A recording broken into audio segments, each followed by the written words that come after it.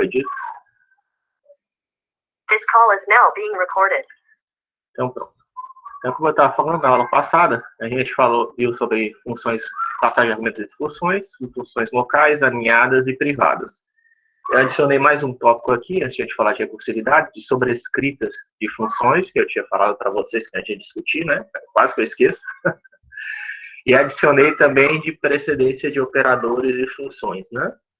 Certo? Que é esse nome que eu estava querendo lembrar, que eu falei para vocês, que é o tal do PEMDAS, né? Nos Estados Unidos é a ordem de precedência que é usada lá, né? Na matemática, que é parênteses, expoentes, multiplicação ou divisão, e adição e subtração, que é um pouquinho diferente da BEDMAS, né? Que é outra convenção que existe, por exemplo, que é brackets, que seria equivalente ao parênteses, né? Só que eles não usam parênteses, né? Eles usam brackets, que é aquele, se não me engano, é o colchetes, né? No Canadá. Expoentes, divisão, multiplicação, adição e subtração, né? Sendo que isso aqui, embora esse divisão, subtração, não seja necessariamente um tenha precedência sobre o outro, mas comumente é usado nesse sentido, tá? Então, no BEDMAS, teoricamente, a divisão ocorre primeiro de multiplicação, e em PEMDAS, multiplicação ocorre primeiro de divisão. Pelo menos é assim que as pessoas usam, que eu vejo elas usando, né? Embora não necessariamente seja, né? Seja nessa ordem, mas é assim que é usado. E existem outras, né? Mas é aquilo que eu já tinha dito para vocês. Independente do sistema que você está usando na matemática, parênteses, né, ou colchetes, parênteses, colchetes, chaves, sempre vem primeiro, né? Sempre tem a maior prioridade. Então, se você quer que algo seja executado em uma determinada ordem, coloque logo parênteses, que aí você tem certeza, você não precisa decorar isso. Na computação também tem, né, uma ordem de precedência, né? E aí, obviamente, né, chamada de funções, né? Chaves, parênteses, né? Colchetes, tudo tem precedência, né? Índices estão dentro de chaves, né? Então, aí depois tem o operador de incremental, que eu nem mostrei para vocês, né? Mas aqui tem a ordem, né, dos operadores. Você não precisa decorar isso, né? Eu nunca decorei. E nem você precisa decorar. Se algum dia você tiver na dúvida, você pode ir na documentação, sabe? Na documentação do Octave, eu até coloquei aqui o link, tem lá dizendo a ordem, né, dos operadores, tem dizendo até que esse aqui é, no caso, da direita para a esquerda, né? No caso, esses dois aqui na linha 2, na linha 13, a leitura é da direita e da esquerda, né? Faz até sentido, porque aqui é a atribuição, né? Você vai fazer uma atribuição, está mandando algum resultado para uma variável, né? Tem que primeiro calcular aquele, seja lá o que for, que está aqui do lado direito, antes de atribuir a variável, né? Da direita para a esquerda. Esse aqui é o mesmo, mas a maioria é sempre da esquerda para a direita, no caso do Octave. Eu não acho que vale a pena decorar, como eu falei para vocês, porque isso aí depende da linguagem de programação, tá? Não é igual para toda linguagem de programação. E como não é igual para toda linguagem de programação, para que você vai decorar isso, né? Você olha a documentação toda vez que você tiver em dúvida. Se tiver algo que é comum para toda linguagem, aí sim, eu acho que vale a pena você talvez fazer um esforço para decorar. Mas como não é, não faz sentido você decorar isso. Eu acho, né, na minha opinião. E aqui também tem a precedência de funções, tá? Que funções são chamadas primeiro?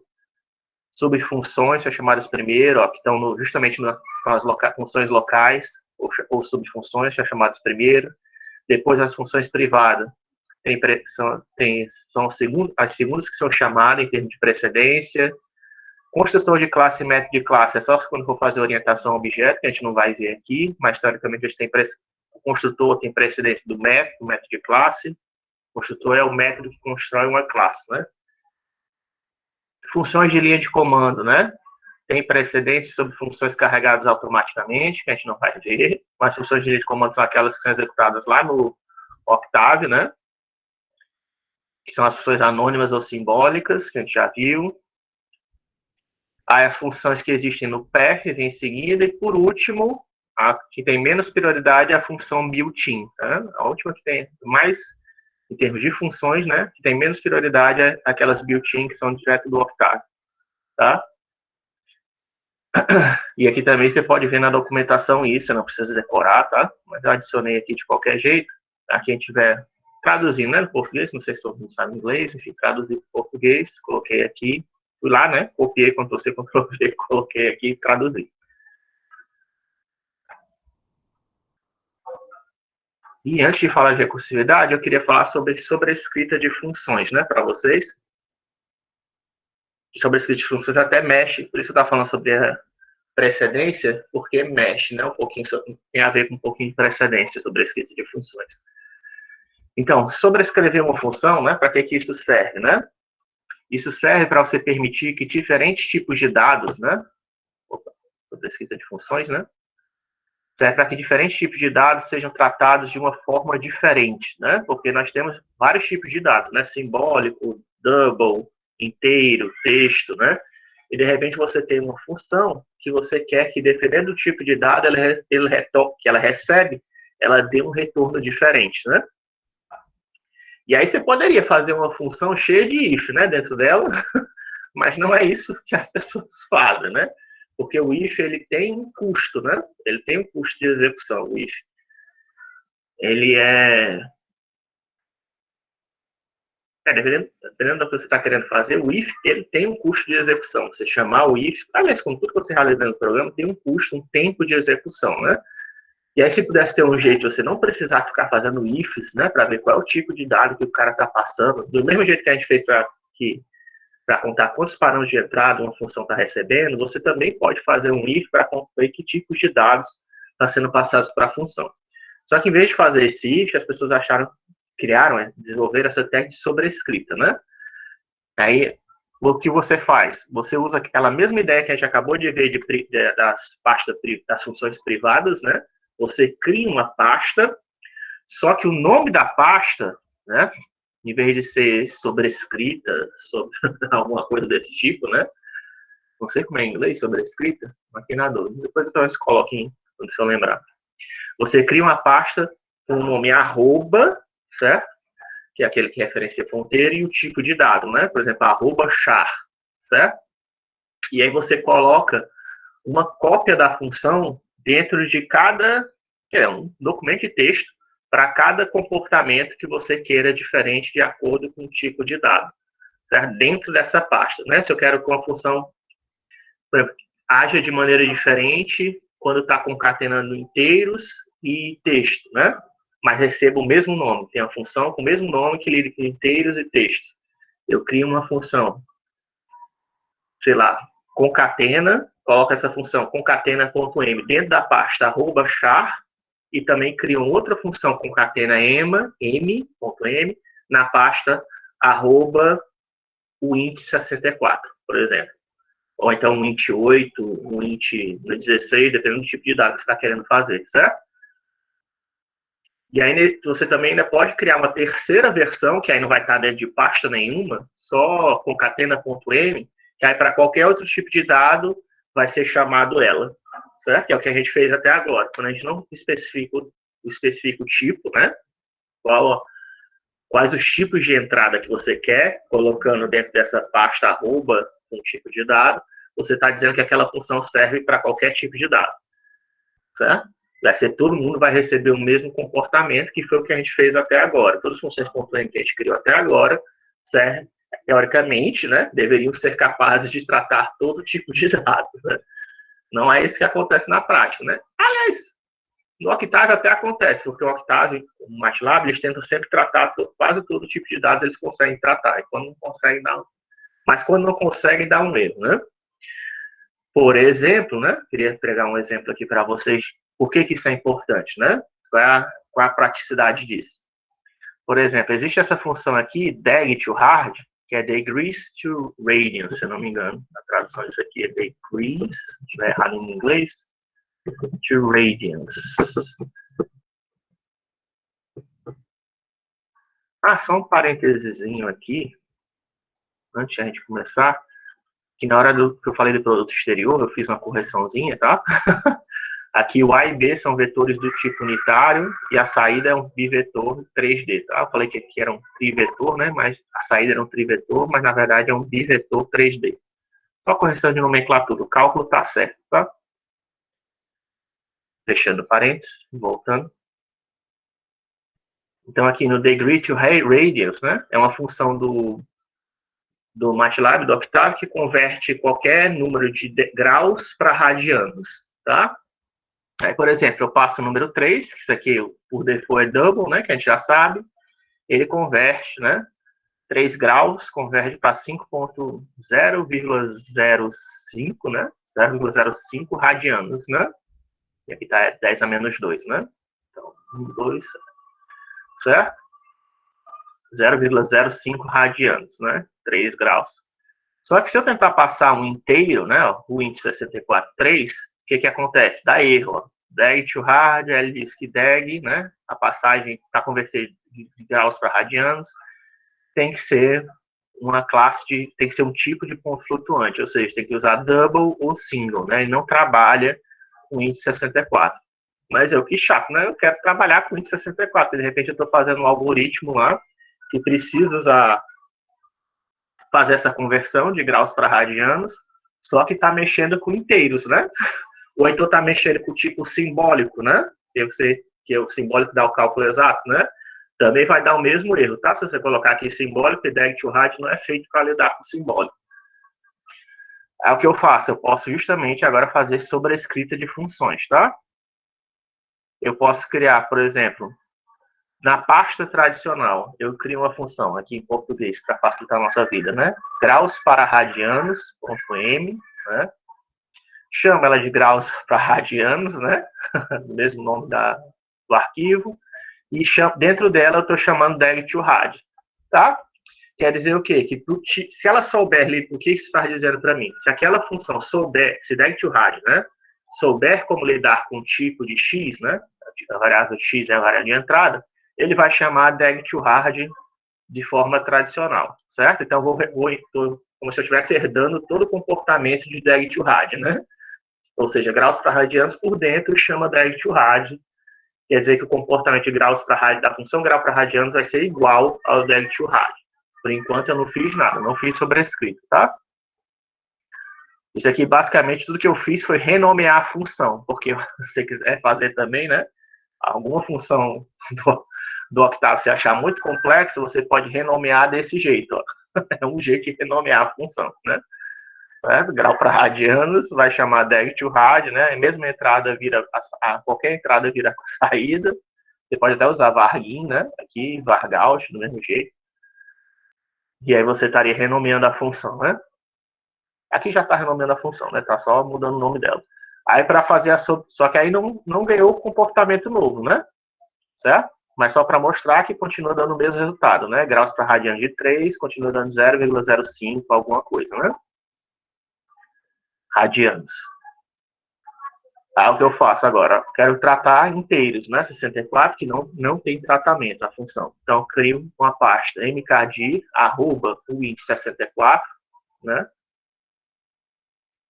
Adiciono ela ao meu path, né? Ela tem que existir no path para o Octave poder achar as funções lá dentro, né? Do mesmo jeito que tem que adicionar a private. Eu não sei se eu deixei isso claro na aula passada. Eu não falei explicitamente, né? Mas, obviamente, se você cria uma pasta e você quer que o Octave ache coisas funções dentro daquela pasta, você também tem que adicionar a private no path, né? Tá?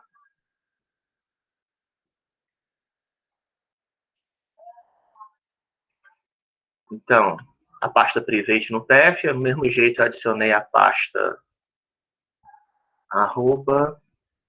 @uint64 ao nosso path, com aquele comandãozinho addpath, né, que a gente viu lá no início desse módulo que a gente está estudando. E agora eu crio um arquivo, ó, lá dentro da pasta @uint64, graus para radianos, né, com o mesmo nome da função ó, que tinha antes, só que a definição agora é um pouquinho diferente, ó, certo? Quando eu chamo graus para radianos, o que ele vai fazer? Ele vai colocar, isso aqui é chamado de cast, tá? Isso aqui é cast para tipo flutuante, double, que aliás eu também fiz aqui, né? Não tinha falado isso para vocês antes, mas isso aqui é um cache também. Cache para tipo inteiro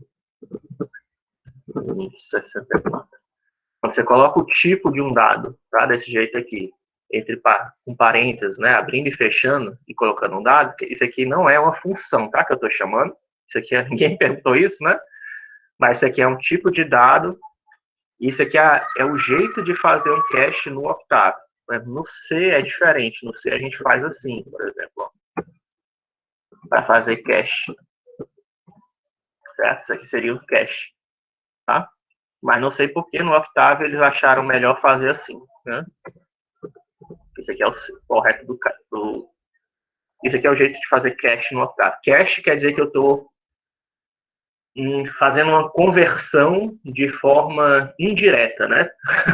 Para aquele tipo. Porque esse aqui, o 3 aqui está em double, e eu estou convertendo para int 64, o int 64 de forma dinâmica, né?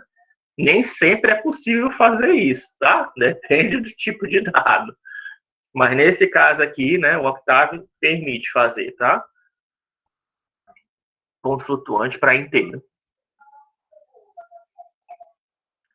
Eu acho que você perde a precisão, né, fazendo isso. Só no caso de 3 não, porque 3 é um número pequeno, mas dependendo do número você vai perder precisão, tá? Então o que eu fiz aqui para fazer um cache, né, de x para double, né, para perder o número e converter para fazer double, né? Quando for o int 64, né? Eu poderia chamar a função toda vez assim, professor, né? Se eu tivesse lido, se o x fosse inteiro, poderia fazer isso? Poderia, tá? Só que aí você tá... Só que você teria mais coisa para escrever, né? Você teria que lembrar que toda vez que você for fazer converter de graus para radianos, você vai ter que fazer um cache para double, né? Você pode, em vez de fazer isso, você pode criar uma função que faz isso automaticamente para você, né? Já chama o DEG2RAD com cache do tipo correto, né? Eu sei que é um exemplo bobinho, mas é só um exemplo de justamente para mostrar como é a utilidade, tá? E aí, ó, quando eu chamo agora o int 3, né? O que ele está fazendo? Isso aqui, imagino que é um tipo 64, né? Tá? Isso aqui é um dado do tipo int 64. Não ignore que existe um cache aqui. Esse aqui poderia estar vindo de algum cálculo que você fez, né? Certo? Que veio do tipo inteiro. Aí lá dentro da função, agora está chamando aquela... Em vez de chamar a função dentro, fora da pasta, @64, né? Ele já está chamando automaticamente a função dentro da pasta @int64. Por quê? Porque ele viu que o tipo do dado é o int64, né? Então ele viu lá nas pastas, olhando o path, né? Na ordem do path, né? Na ordem do path, as pastas que aparecem primeiro têm prioridade, né? Então, @int64, que é uma pasta que a gente adicionou agora, tem prioridade sobre a pasta local. Ele vai lá chamar primeiro a função grau para radianos que está no @int64 e não a função que está na pasta local da pasta Octave, certo? E aí, dessa forma, a gente acabou de fazer uma sobrescrita de funções, né? Certo?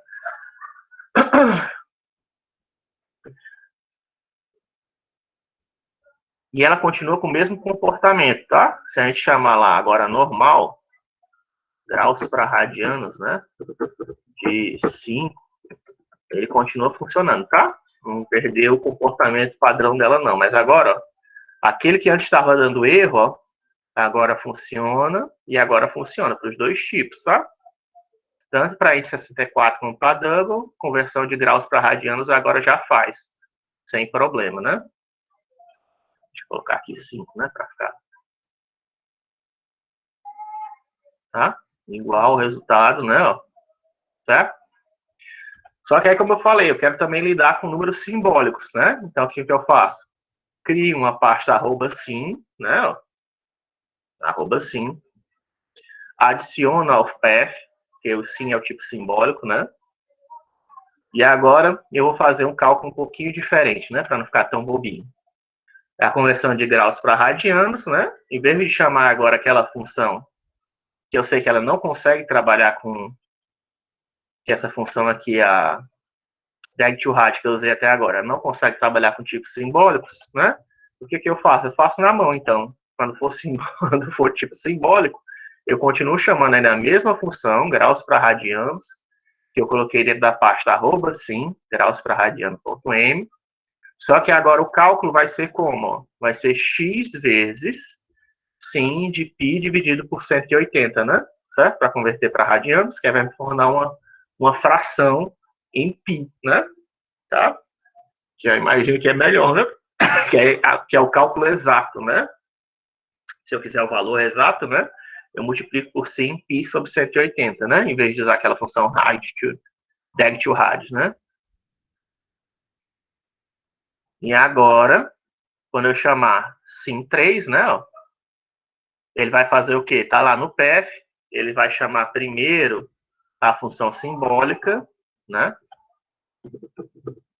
graus para radianos. Está executando. Pronto, foi, né? Ó. Deu resultado π sobre 60, tá? Por quê? Porque ele viu que o tipo que eu estou chamando é simbólico, né? Deixa eu colocar outro valor. Certo? 10 π sobre 18. E o resultado continua existindo, tá? As outras continuam sendo chamadas, tá? Do mesmo jeito. Certo? Ó.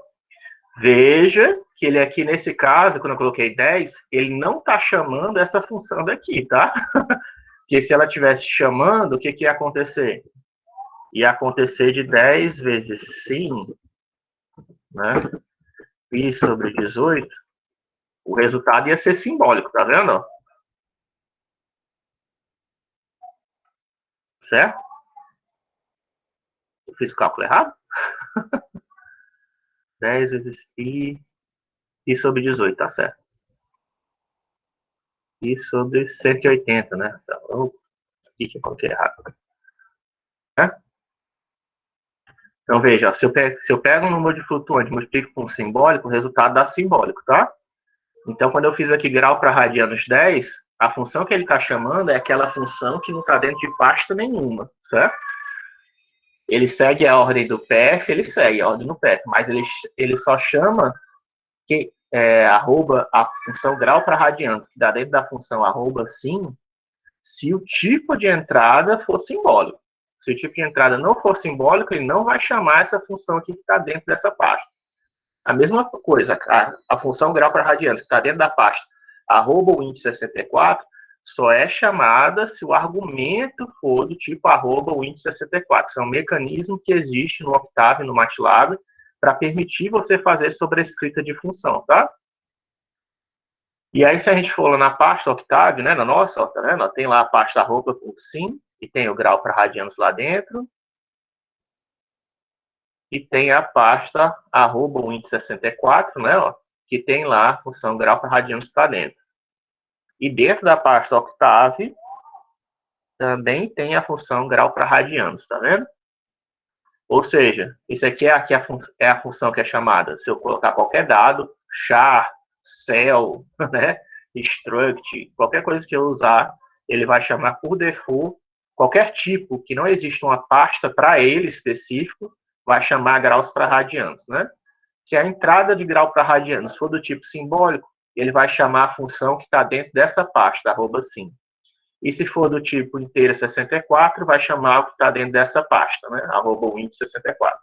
Isso aqui vale para todas as funções, tá? Não é só para graus para radianos, não. Se eu quisesse fazer um fog que tem um comportamento diferente quando lida com simbólicos, eu colocaria o fog dentro de fog.m aqui dentro da pasta arroba sim, né? E aí teria um comportamento diferente lá dentro daquela pasta, né? E aí desse jeito você pode fazer comportamentos diferentes de acordo com o tipo de entrada da sua função, usando sempre o mesmo nome, certo? E sem precisar fazer isso, porque ele vai só buscar, né, no path, aí ele achou uma que corresponde ao tipo que você tá chamando, ele já vai chamar aquela função, né? Se não achou, ele vai para o próximo caminho do path até achar a função, ou se não achar a função, quando chegar no path, vai testar se existe a função built-in e aí vai dar erro, né? Seguindo aquela ordem de precedência de funções, né? Ele vai procurando o arquivo M, né? A função existe, é uma função local, existe uma classe, né? Existe uma função na memória com aquele nome, existe alguma função no path, aí segue a ordem dos paths, né, de caminho. Existe uma função built-in? Não. Aí se não existir nenhuma função com aquele nome, seguindo toda aquela ordem de precedência de funções, aí ele vai dar o erro, né? Não existe a função para ser chamada. Com exceção da função privada, né? Que a função privada, a gente já viu na aula passada, que a função privada, mesmo que esteja no path, não importa, só as funções que estão acima, na pasta, imediatamente acima da pasta privada, é que podem chamar uma função dentro da pasta privada. Private, né, no caso, que é em inglês. maneira de fazer, isso aqui não é muito recomendado, essa DLS na pasta int, né? Eu vejo o arquivo lá, grau para radianos, que eu acabei de mostrar para vocês.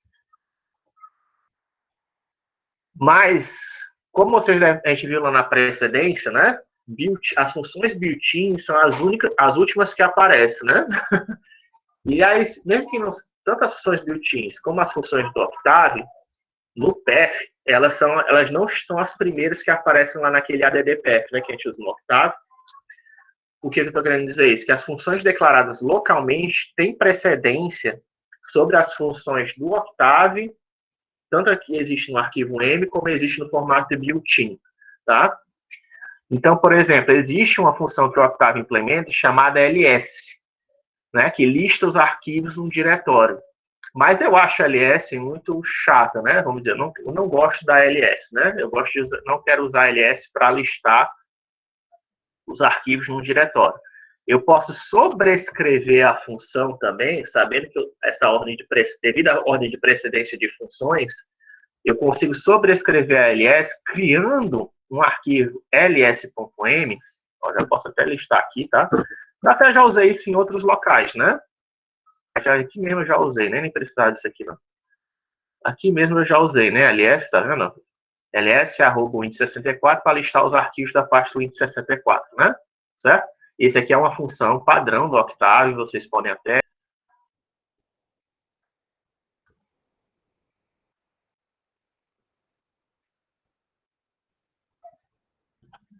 dar um edit ls.m, né? Certo? Ele abre aqui, ó, tá vendo? Copyright dos Octave, dos desenvolvedores do Octave, né? Ó, tá? Aí aqui tem o funcionamento da função, né? O código-fonte dela, ou seja, isso aqui foi feito pelo pessoal do Octave, né? Mas eu posso sobrescrever essa função ls.m, né? Criando o meu arquivo, né? Como é que eu faço? Lá no código-fonte, ó, eu vou criar um arquivo ls.m, né? Que aí, no caso aqui, o que eu estou fazendo? Estou chamando aquela função evalin, tá? Aquela que a gente vai explicar ainda hoje, eu acho, provavelmente. Eu estou chamando a função evalin, que lá no workspace base, o que ela está fazendo? Dentro da região de memória padrão do Octave, na base do workspace base, ele vai chamar a função RUS, tá? Então, na verdade, eu estou fazendo, quando o cara digitar ls, vai chamar aquela nossa função RUS do workspace, tá? É um negócio totalmente doido, mas só para vocês verem o que você pode fazer, né? Porque para mim faz mais sentido dar ls e listar as variáveis, em vez de usar RUS para saber quem são as variáveis no ambiente, tá? Não é tão louco assim, não. Aí eu crio a função ls.m, né? Ó, dou x igual a 1, e quando eu dar ls, ó, em vez de agora listar, né? Vou até fazer o ls @win64, do jeito que eu fiz antes, né? Tá? Em vez de listar agora os arquivos lá naquela pasta, o que ele vai me dizer? Ele vai usar o RUS, né? Vai estar chamando aquele evalin, que está chamando um RUS no workspace base, né? Tá? E aí, quem são as variáveis que tem no workspace base? É essa variável aqui que eu acabei de criar, né? Ó, como eu dei um clear all, tá? Não sei se vocês repararam, mas eu dei um clear all aqui, né? Ó, tá? Dei um clear all, criei uma variável no workspace base, agora eu dou ls@win64 e só tem quem lá no nosso workspace base é a variável x, né? Ó. Ele não está nem dando RUS localmente, veja que ele nem está dando RUS. Se ele desse RUS localmente, ele não ia achar ninguém, né? Porque não tem nenhuma variável ali dentro de ls, né? Ó. Não tem variável nem de saída, nem de entrada para ls. Se eu desse RUS aqui, não ia aparecer ninguém. Então, ele está RUS no workspace base, que ele está dando esse RUS, né? E está mostrando para mim que justamente tem aquela variável x, né, de 8 bytes do tipo double, né, que eu acabei de criar aqui em cima, que é x igual a 1. Tá? Isso aqui é um pouquinho perigoso de fazer, tá? Você tem que tomar um cuidado com isso, porque você pode estar sobrescrevendo alguma função importante, né, do Octave. Quando você for criar uma função. Se você criar funções com nome em português, você não tem esse risco, tá? Mas se você achar assim, essa função aqui, se você criar uma função no nome em inglês, é bom você ver se já existe, inclusive, uma função com aquele mesmo nome no Octave, tá? Senão você pode acabar, sem querer, sobrescrevendo a função. E aí, no caso, professor, para restaurar o comportamento normal da LS, o que eu faço? Se eu não quero que fique mais como russo. Aí é só você dar agora um delete, tá? Delete ls.m, que aí ele vai deletar a função que a gente acabou de criar. E aí, quando eu usar de novo o ls, ó, ele vai estar de novo listando os arquivos, tá? Em vez de ter aquele comportamento de chamar a russo, que a gente tinha criado antes. Mas, como eu disse, para onde ser sobrescrita de função é que você pode fazer até às vezes sem querer, tá? No Octave, porque você pode colocar, se você criar ou seja, se você criar uma função que já tem o mesmo nome de uma função ou built-in ou do Octave, você pode sem querer sobrescrever ela, tá? No caso das funções built-in, se eu não me engano, pelo menos ele dá um alerta, que isso é perigoso de fazer. Mas no caso da LS, por exemplo, não deu alerta nenhum, né? Eu acho que no caso de função built-in, ele alerta. Você está sobrescrevendo uma função built-in. Pelo menos no caso do MATLAB, ele alerta, tá? No MATLAB, ele alerta se você tentar sobrescrever uma função built-in. Mas se for uma função não built-in, quer dizer que não está no código-fonte do MATLAB, tá? Não vai dar alerta nenhum. E aí, como é que você faz para ter certeza? Ó? Você pode chamar essa função, tá? Ó, which ls, tá? Antes de você criar uma função, certo? Qualquer, use o comando which ou where, né? Acho que where também funciona. Ou é which? Não, é o which mesmo. Which quer dizer qual em inglês, tá? Qual função está sendo chamada. Né?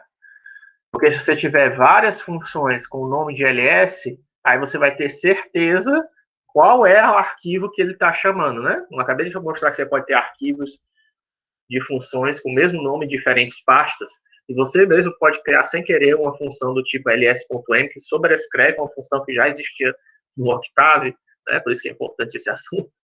Se você fizer sem querer, como é que você faz? Você dá um which ls, tá? Que aí ele mostra, ó, qual é a função que ele está chamando. No caso aqui é do miscellaneous.ls.m. Nesse caso aqui, é bom que eu saberia, né? Antes de criar a função, você tem que fazer isso antes de criar a função, tá?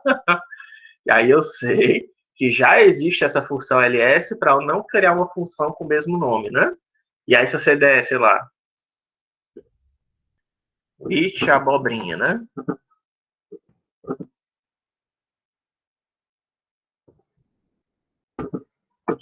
Abobrinha. Né? E aí não existir nada, né? Não existir aquela função, ó, ele não retorna nada, né? Ó, certo? Ele não vai retornar nenhum caminho. Eu sei que era para retornar um erro, né? Na verdade, mas tudo bem, não retorna nada também está valendo. Se não aparece, não der nenhuma saída, quer dizer que aquela função abobrinha não existe, eu posso criar uma função com aquele nome, tá? Desde que siga aquelas regras, obviamente, né? Que não pode começar com número, né? Nenhum caractere especial, né? Aquela história, nem ter acento, bababá, aquela história que a gente já discutiu sobre criação tanto de nome de funções como nome de variáveis.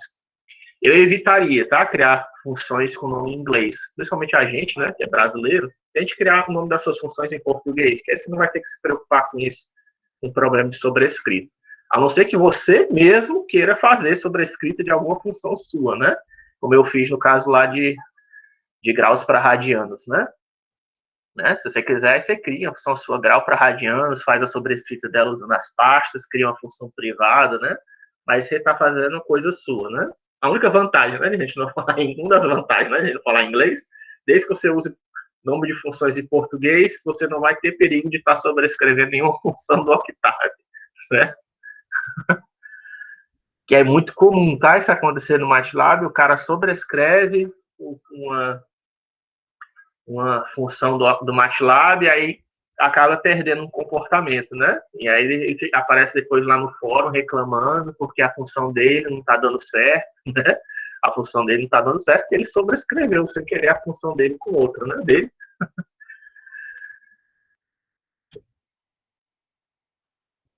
Enfim. Aí isso aí é o tipo.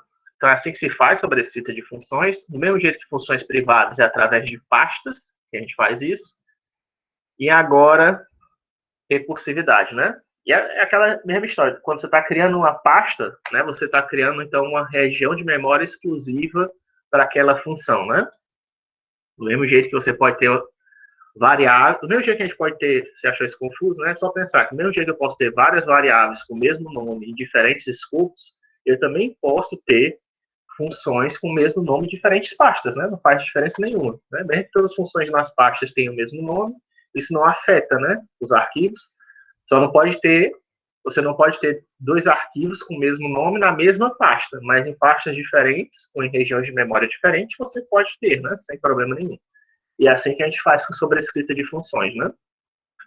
Aí a sobrescrita, no caso, é garantida devida à ordem de precedência de funções que toda linguagem de programação tem, né? Quais são as funções que são chamadas primeiro. E para você saber isso, você pode olhar a documentação, mas no caso aqui no Octave eu já coloquei para vocês, né?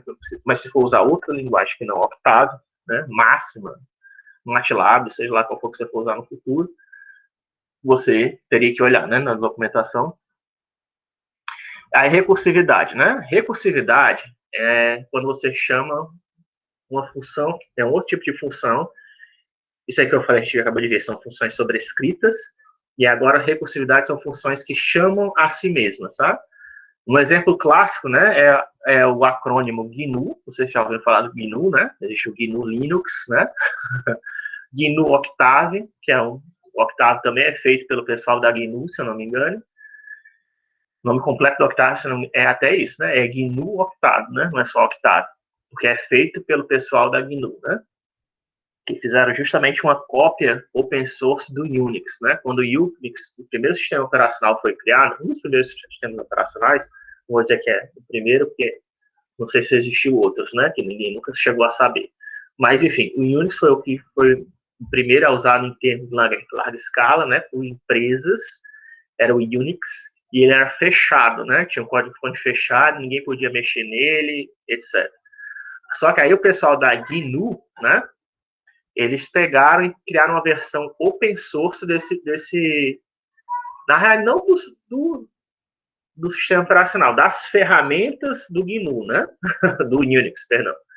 Criaram versões open source das ferramentas do Unix, né? Como, por exemplo, o ls, né? O ls é um comando que existia no Unix, que é o pessoal da GNU criou um código-fonte aberto, né? Que todo mundo poderia ler, modificar, que tinha um comportamento igual ao ls do sistema operacional Unix, né? E eles fizeram isso para várias funções, tá? Cat, nc, enfim, tem vários comandos, mini programas que existiam no Unix que foram implementados pelo pessoal da GNU. O negócio do Linux, né, foi que o Linux ele criou o sistema operacional aberto, né? A GNU estava tentando implementar a sua versão de sistema operacional aberto, mas eles não chegaram a concluir, porque o Linus Torvalds, né, ele criou a sua versão, o seu kernel, o seu sistema operacional o sistema operacional dele ficou pronto primeiro, né? Aí, como ficou pronto primeiro, o pessoal da GNU que já estava trabalhando em outras ferramentas, além do sistema operacional, acabou adotando, né, o sistema operacional do Linus Torvalds, né? Aí criou-se o GNU Linux, né? Porque o Linux usa essas ferramentas do sistema que o pessoal da GNU estava desenvolvendo. Eu não sei nem se eles ainda estão tentando desenvolver o sistema operacional deles, em uma época que eles estavam. Não sei se eles chegaram a terminar. Mas, enfim, de qualquer jeito, é daí que surgiu o GNU Linux, e por isso tem o GNU Octave, que é uma das ferramentas que o pessoal da GNU desenvolveu, né? Que era para copiar quem? Nesse caso, é para copiar o MATLAB, né? O GNU Octave. O pessoal da GNU agora faz essas cópias, né? Mas não é bem... que ele copia o comportamento na ideia de colocar que o conhecimento seja aberto e livre para todo mundo, né? Que você possa ver como uma função funciona, que você possa entender como o programa funciona, né? Para evitar esse comportamento de software fechado, né? Só abrindo parênteses aqui, evita que as pessoas aprendam e entendam de verdade sistemas operacionais. Não somente sistemas operacionais, mas como programas funcionam. Tem muita gente que não entende, né? Inclusive da aula, né? Mas, enfim, o pessoal da GNU de software livre, eles fazem isso na intenção justamente de que as pessoas que trabalham com computação saibam, né? Tem esse conhecimento. E vocês também, né? Não somente a gente de computação, mas vocês também. Se quiser ver qualquer função, né, do Octave, você pode abrir o código-fonte e ver como funciona, né? No caso, como o Octave tem várias funções matemáticas, pode ser interessante para vocês, né? Aí, enfim, no caso de GNU, toda essa explicaçãozinha, fecha parênteses, ele é um acrônimo, né? Que quer dizer GNU is not Unix, né? O G quer dizer GNU, né? Então é GNU is not Unix, né? Aí qual quer dizer GNU? É GNU is not Unix. Quer dizer GNU is not Unix, ou seja, é uma função recursiva, né? É como se o acrônimo faz parte do significado da sigla, né? Certo? Então você cria uma sigla recursiva, né? Para que ninguém nunca confundisse que GNU era Unix, né? Isso que ele está dizendo. GNU não é Unix, GNU não é Unix, GNU não é Unix infinitamente. Certo? É um loop infinito. E como a gente está criando um loop infinito, a gente precisa criar uma coisa chamada de uma técnica chamada, né, de condição de parada. A gente tem que criar um if, toda função recursiva tem que ter um if que diga como é que ela vai parar. Por exemplo, né, eu criei aqui uma função para procurar por raízes, tá? É para raízes, se não me engano, binária, de forma binária, tá? Existe uma técnica chamada busca binária. O que é a busca binária, né? A busca binária, ela divide um intervalo qualquer na metade, né? Por isso que é binária, em 2 intervalos, né? E ver se seja lá o que for que você está buscando, se está dentro do primeiro intervalo ou do segundo intervalo. Na verdade, começa primeiro procurando se a solução existe naquele intervalo, no primeiro intervalo grande.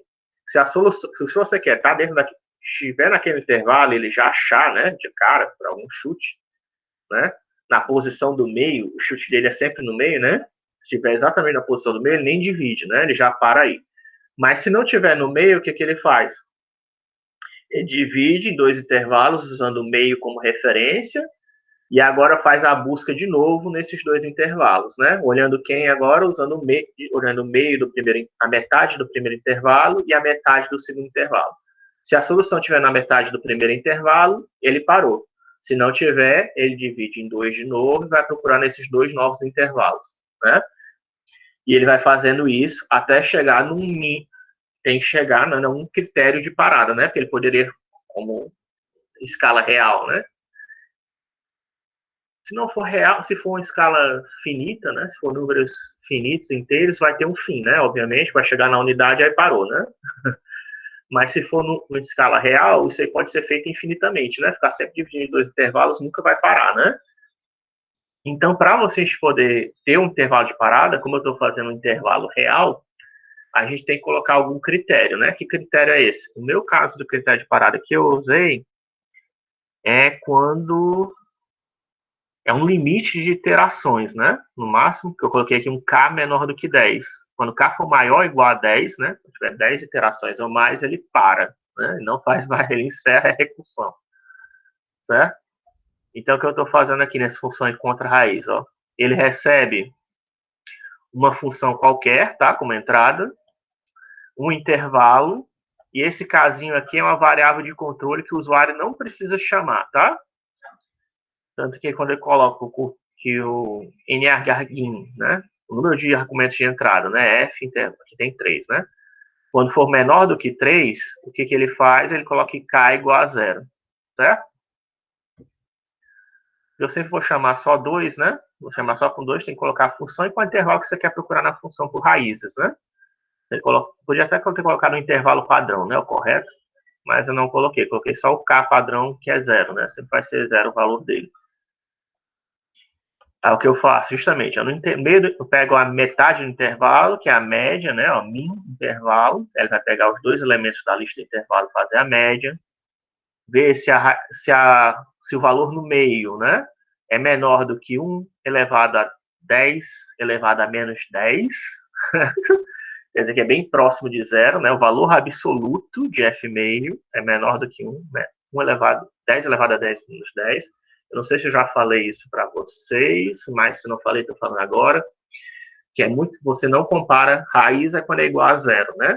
Mas quando você está procurando em números de ponto flutuante, não é bom, tá? Você fazer esse tipo de comparação, né? Fazer tipo aqui, se o ponto do meio é igual a 0, isso aqui você fazer esse tipo de teste, você não faz, tá? Com interesse. Dependendo da situação, dá até para fazer, certo? Com ponto flutuante, não vou mentir, às vezes até funciona, mas o recomendado é que números de pontos flutuantes são sempre o quê? Como a gente já viu, não são cálculos simbólicos, né? Então, você está sempre fazendo aproximações para o número real. Como você está fazendo aproximações, você tem um certo erro, né? Certo? E esse certo erro pode nunca chegar em zero devido a esse certo erro, tá? Mesmo fazendo uma busca binária, que vai sempre procurando a raiz, né? Naqueles intervalos, né? Mesmo que tivesse tempo infinito para procurar, né? Eventualmente ia chegar na solução, ele nunca ia chegar realmente no zero. Ia ficar um erro, sempre ficar um errozinho, né? Para evitar isso, o que a gente faz? Você pega absoluto, porque ele pode estar se aproximando do zero tanto pela esquerda como a direita, né? Então, absoluto, para tirar o sinal negativo, e coloca menor que um número bem pequenininho, próximo de zero.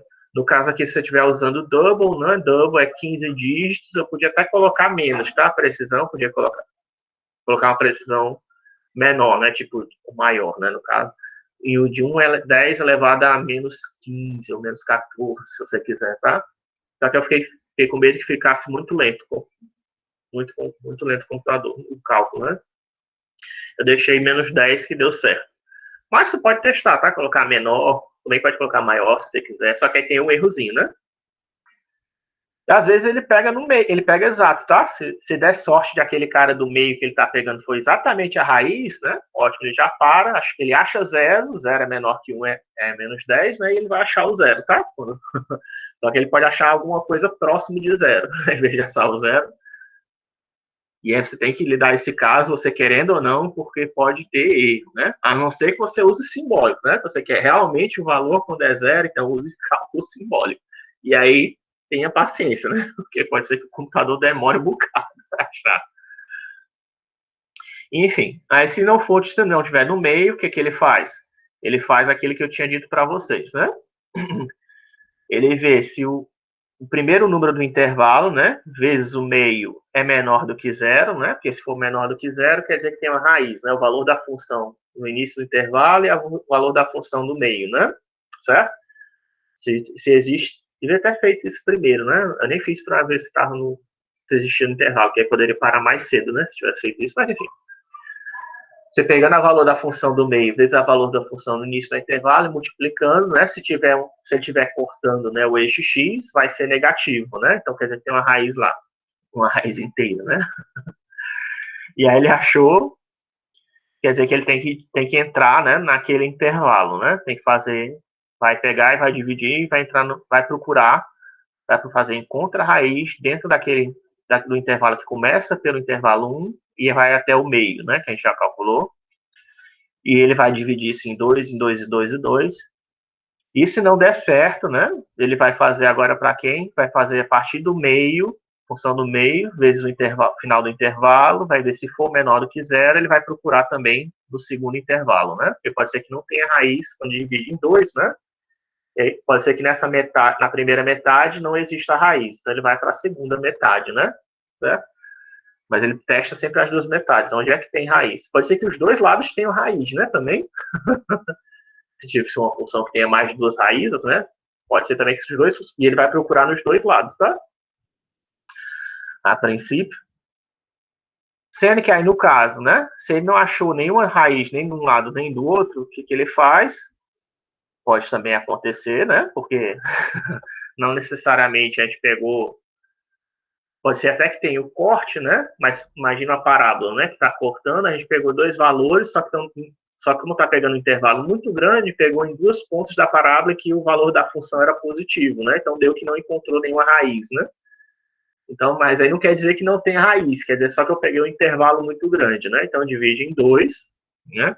E aí eu limito a interação. Se k for menor do que 10, né? Que dá no máximo 1024 interações, né? Que começa de 0, né? Que vai até 9, 0 até 9 tem 10 interações, sempre está sempre dividido em 2, dá 2 elevado a 10, né? Você pode imaginar que é tipo uma árvore binária, né? Primeiro começa o intervalo inteiro, que é dividido em 2, aí cada um desses mini intervalos pode ser dividido em 2 também, né? E aí sim vai, né? Então vai ser como se fosse uma árvore binária de altura 10, dá 2 a 10, 2 elevado a 10 no máximo iterações, né? Se ele não encontrar raiz, e se até lá ele não encontrar raiz nessa árvore, né, de 10 níveis binária, né, que dividiu o intervalo em 1024 intervalos, né? Se dividir o intervalo, se você dividir o intervalo que está procurando em 1024 pedaços, e ainda assim não achou a raiz, aí ele desiste, tá? Ele encerra a recursão. Mas se não, ele vai fazer aquela divisão do meio, ó, que eu falei para vocês, ó. De intervalo 1 até meio, e de meio a intervalo final, né? Com K mais 1, né, para contar. Né? Aqui está dividindo em 2, mas aqui também está dividindo em 2, tá? Tanto aqui como aqui. Tem duas maneiras de dividir em 2. Quando ele encontra a raiz, que aí ele só vai, não, ele pode ignorar o outro lado, só vai em uma direção, né? Esse aqui está dentro de um else if, né? Else if, né? Dentro de um else if. Então, aqui no caso, ele tem duas opções. Se ele já achou, ele vai ir só numa direção, mas se ele não achou, ele vai continuar dividindo, né? Até no máximo 1024 pedaços, até ver se achar. Essa função de encontra raiz, né? É uma função recursiva, porque você vê, ó, o mesmo nome dela. O importante, depois você pode pensar sobre o funcionamento, pode me questionar sobre o funcionamento, se você ainda não entendeu. É difícil de entender função recursiva. É difícil de entender função recursiva da primeira vez que você vê, tá? Não precisa ficar desesperado se você não entendeu ainda. Demora um pouco até seu cérebro começar a raciocinar desse jeito, tá?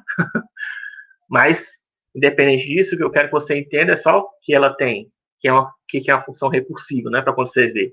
É uma função, ó, tem o mesmo nome do arquivo, e eu estou chamando ela dentro dela mesmo, eu estou chamando a função.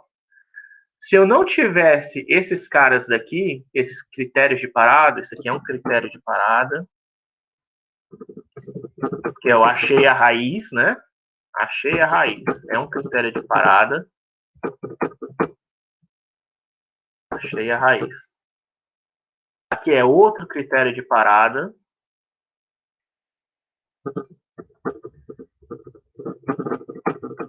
Dividir em 1024 pedaços e não achei raiz. Certo?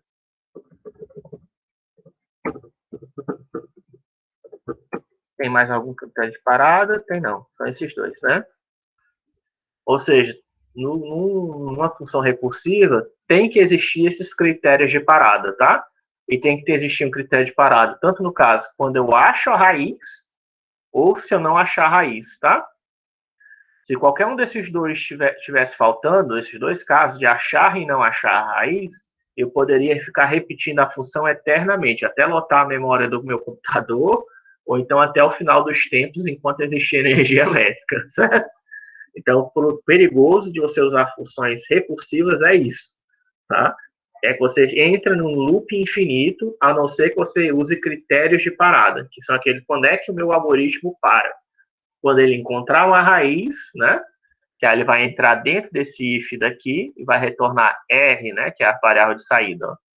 R é igual a meio, aí encerra a recursão, critério de parada porque você achou raiz. Ou vai entrar nesse outro nesse if aninhado aqui, em que ele fez uma subdivisão, não achou nada e vai retornar R igual a vazio, né? R igual a vazio e encerra a recursão, né? Também é outro critério de parada, quer dizer que eu já dividi um pedaço, seja qual foi o pedaço, né? Mas eu dividi ele. Acho que é assim, né? Dividir. Ou é com E, né? Divide em 24 pedaços. A dúvida agora em português não é meu forte. Dividir ou divide em 24 pedaços e não achei raiz, né? Depois eu corrijo qualquer coisa. Certo? Então, tanto quando não acha raiz, tem uma saída, que é para o algoritmo, não vai ter nenhuma chamada recursiva aqui. E tem outro caso que ele achou e ele retorna a raiz, né? Retorna quem é o x, né? Que vai dar o f de zero. E também ele para a recursão aqui, né? Não tem chamada recursiva aqui. Nesse caso aqui tem chamada recursiva. Nesse caso aqui tem chamada recursiva. E nesse caso aqui tem chamada recursiva. Aqui tem chamada recursiva porque em determinada metade do intervalo eu achei uma possível raiz. Aqui tem chamada recursiva porque em determinada parte do intervalo eu achei uma raiz. E aqui tem chamada recursiva porque em um dos dois intervalos eu achei raiz. Então eu vou fazer vou progredir nos dois sentidos, né? Sendo dos dois lados parece que tem raiz, você progride nos dois sentidos. Tá? E aí pode acabar, veja que isso aqui, devido a essa condição aqui, pode acabar retornando duas raízes, né? Essa função, acho que no máximo, pode encontrar mais de uma raiz, né? Não necessariamente vai achar uma raiz, pode achar até duas, né? Ou mais, né? Dependendo do que acontecer na hora da busca, né? Então, isso aqui é uma função recursiva, né? Vou colocar no formato long, tá?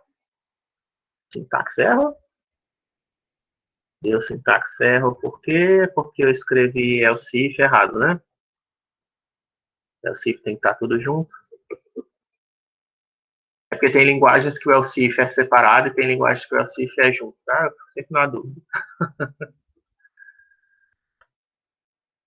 Pronto, ele achou uma raiz, né?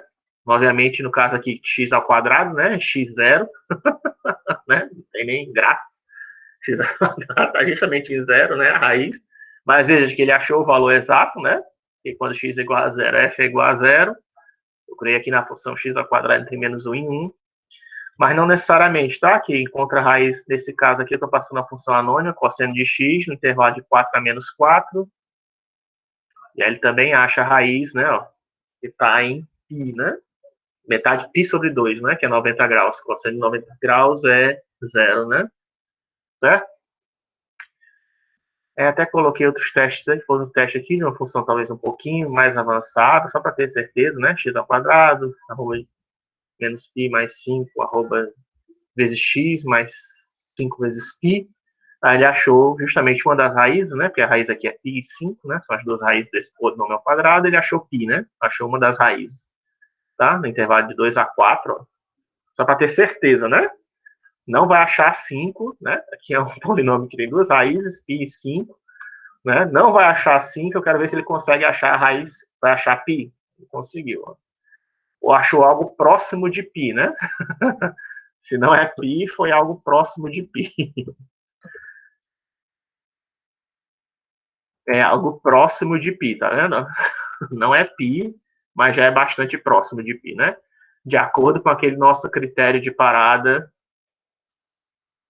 de 10 a menos 10 elevado a 10 a menos 10, né? Aí se você quiser, você pode colocar menores, tá? Para ver se aproximar mais do valor real.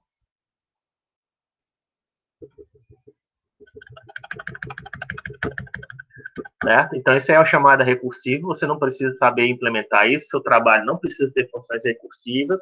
Mas eu quero mostrar para vocês por quê. Porque você pode ver isso em algum momento da sua vida, né? E aí você ficar, né? O professor não falou, né? De função recursiva. Fiz introdução à programação, o professor nem falou disso para mim. Agora você já sabe, né? Já viu todo tipo de função possível. Você já viu, certo?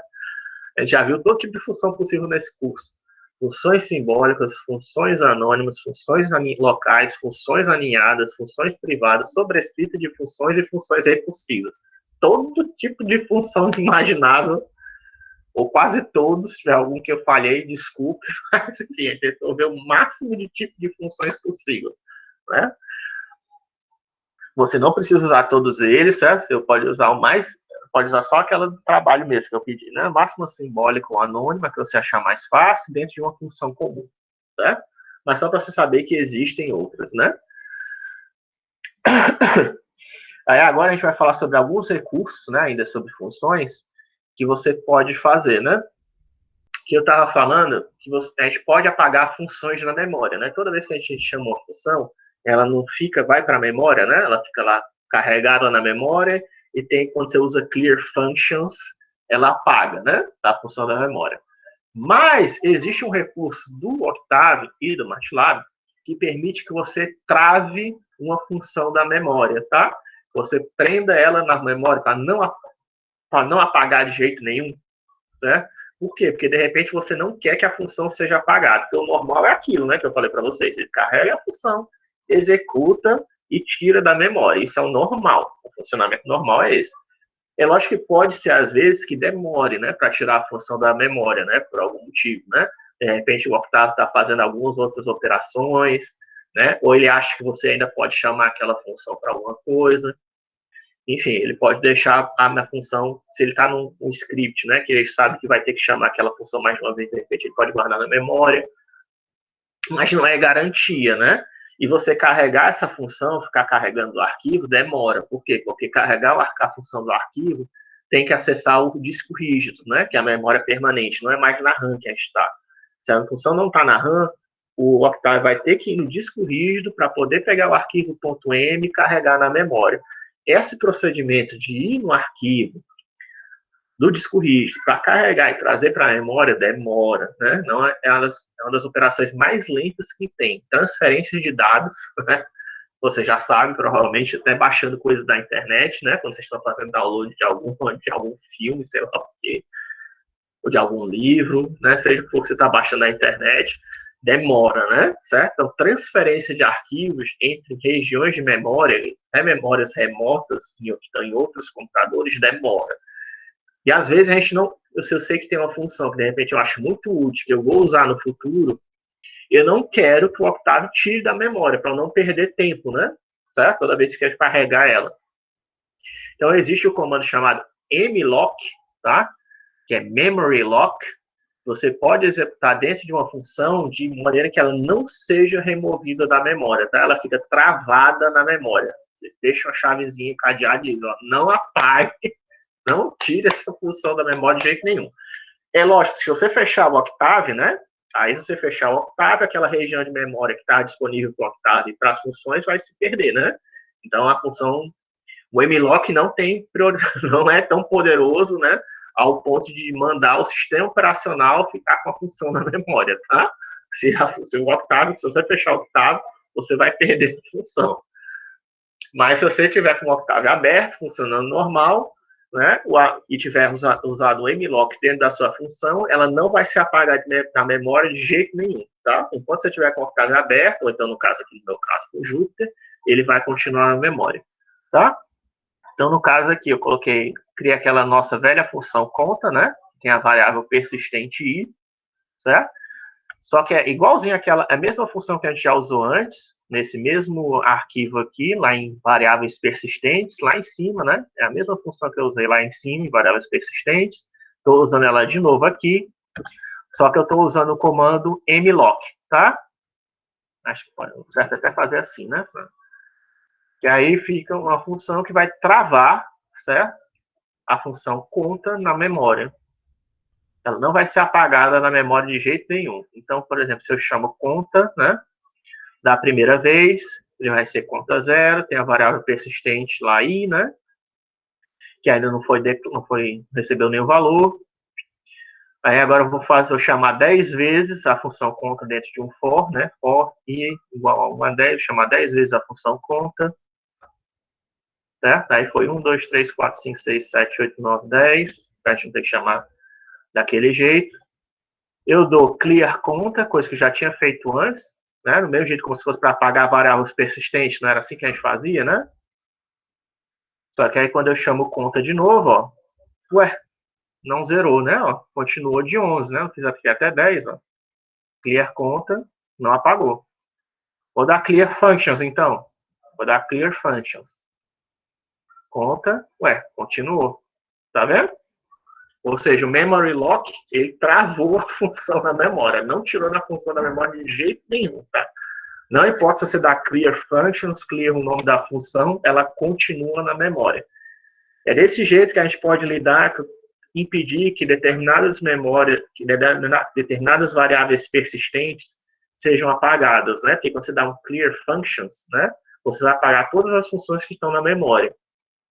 Mas, inclusive, as variáveis persistentes, né? Mas tem alguma função com a variável persistente que, de repente, eu não queria ter apagado da memória, né?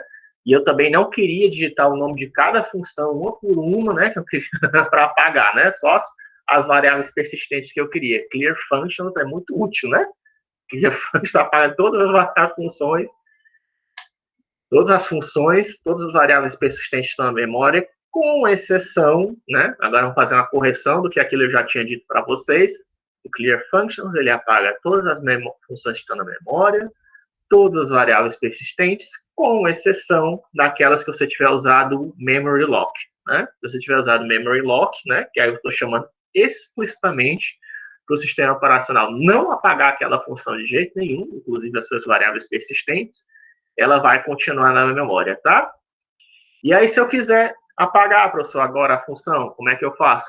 Aí existe o comando munlock, né? Memory unlock, que eu vou destravar a função da memória, que aí permite agora, ela não vai mais estar, mesmo tendo, né, aquele comando na descrição lá do arquivo, né, de lock, quando eu dou um memory unlock, eu libero a conta para ser apagada, né? Já digo, ó, pode apagar a função. Não estou mandando apagar a função, tá? Quando eu dou memory unlock, eu só estou dizendo que agora não precisa mais guardar a função conta na memória, tá? Você pode apagar ela. E aí, quando eu dou um memory unlock, eu posso dar o clear conta, né? E aí, quando eu chamo conta de novo, ó, agora ela foi apagada, né?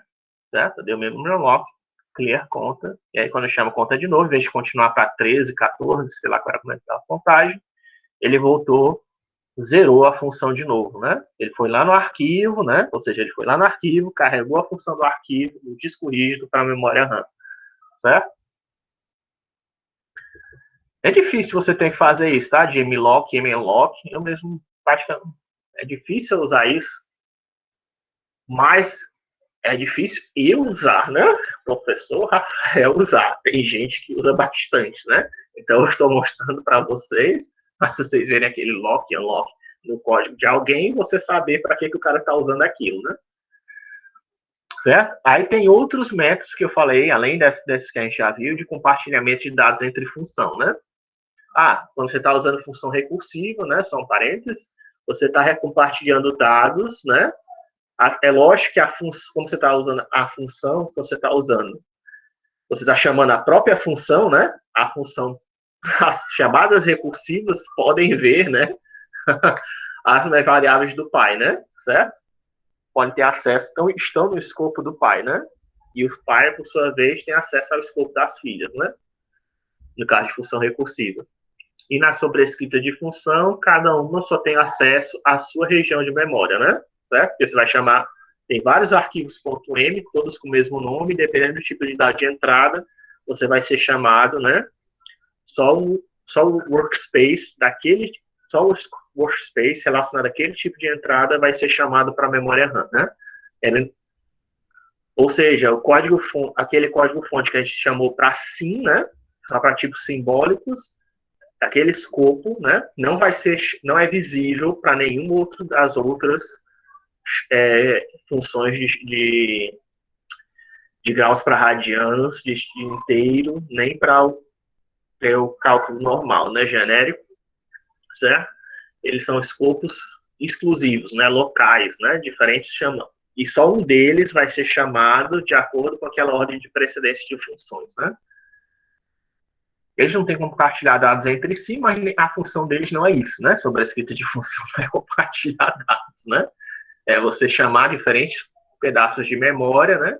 Todas as funções têm o mesmo nome, mas chamar diferentes pedaços de memória de acordo com o tipo de dado de entrada, né? Para isso que serve sobre a escrita de funções.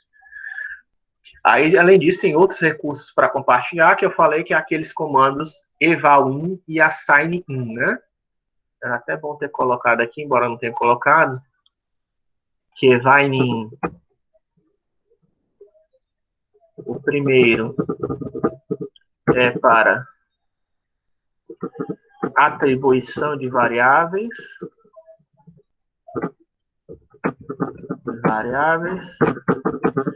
e o segundo para execução ou chamada, né, de funções. Aliás, o contrário, né? Não. Deixa eu trocar a ordem, né? Em vez de assign, eval, então.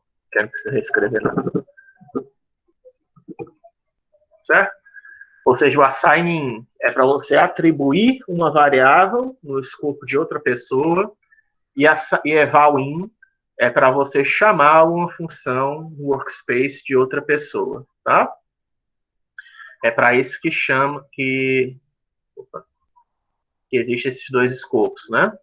Existem esses dois comandos. O eval_in e o assign_in permite que você chame que você crie, independente do acesso, tá? Independente, que existe os escopos de funções que são, por default, disponíveis para todo mundo, né? Mas eu quero invadir, né? O escopo de alguém para atribuir uma variável para fazer uma outra chamada de função, você pode, através desses comandos assign in e eval in, tá? Assign quer dizer atribuição dentro de, né? E eval in quer dizer avaliar dentro de, né? Dá para até usar o eval in também para atribuição, tá? Se você quiser, mas não é o recomendado, né? O recomendado é que o eval in seja para função e o assign in seja para variáveis, mas dá. Então, no caso aqui, ó, eu criei uma variável nome Rafael, né? Lá no meu workspace base. E aqui, dentro da função lenome, né, ó, que recebe nenhum argumento de entrada, né, a função lenome.n, eu estou chamando o comando evalinBase, né, que é o meu workspace base, onde existe essa variável nome, né? Eu já executei, não foi já. Eu vou chamar lá dentro o conteúdo, vou chamar a variável nome, né? Aí o conteúdo da variável nome vai ser salvo, né? Como eu disse, evaluim dá para usar também para chamar variáveis, né? Porque desse jeito aqui eu não estou querendo criar uma variável, né? Eu estou só fazendo uma atribuição, eu estou só retornando o valor da variável, né? Então eu estou retornando o valor da variável nome, que está no workspace base, para a variável s, tá? Eu sei que isso aqui é meio que um malabarismo, né? Tá? Não precisava fazer desse jeito, tá? Era muito mais fácil, já que eu quero usar essa variável que está no workspace base, criar uma variável aqui, né? E passar a variável diretamente para a função lenome, se eu quero usar ela dentro da função lenome, né? Mas, para vocês saberem, né? Ou seja, aquela passagem de argumentos entre funções era melhor do que fazer assim, tá? Mas você fazer desse jeito tem algumas vantagens, né? Que você, de repente, pode ter uma variável que você quer que seja disponível para todas as funções e ainda assim você não quer criar um parâmetro específico para cada uma das funções que você quer lidar para acessar aquela região de memória que tem o conteúdo que você quer, né? Você usar um evaluim, você pode fazer isso, né? Sem precisar sem fazer passagem de argumentos, né? Tem utilidade, tá? Não é porque eu não soube talvez criar eu criei um exemplo mais simples possível, né? Porque isso aqui dentro de um código que vai ter utilidade, provavelmente ia ser um código mais complexo, né? Seria um código bem maior. E eu só queria mostrar o evaluim, né, para vocês. Eu queria explicar todo um outro código complexo, né? Então eu fiz aqui só um exemplo simples para vocês verem como é a utilidade dele, né? Então dentro do workspace base, esse aqui eu estou no workspace da função lenome, eu estou chamando a função nome para capturar o valor dela, né? E aí quando eu chamo lenome, né? Aquilo está sendo atribuído para S e está sendo retornado para o workspace base, né? Na ENS, né?